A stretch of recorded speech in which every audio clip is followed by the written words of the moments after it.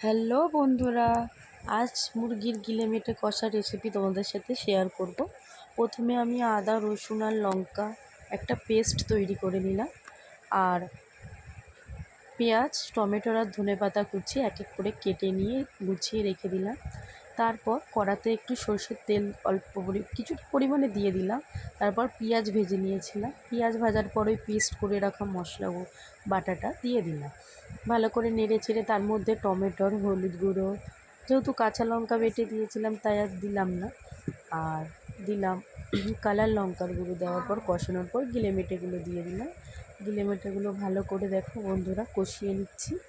কিছুক্ষণ কষিয়ে নেওয়ার পর যখন দেখলাম গিলেমেটে থেকে একটু জল ছেড়ে এসছে আর তেলটাও ছেড়ে এসে, তখন দেখো কালারটা কত সুন্দর এসে খানিকটা জল দিয়ে দিলাম ঠিকঠাক জিনিসটা রান্না হওয়ার জন্য, যাতে সিদ্ধটা ঠিকঠাক পরিমাণে হয়। দেখো বন্ধুরা আমার গিলেমেটের তরকারি যেই হয়ে এসছে, তখন লাস্টে ধনেপাতা আর একটু গরম মশলা দিয়ে দিলাম। আমাকে সাবস্ক্রাইব করে আমার পাশে থেকো বন্ধুরা।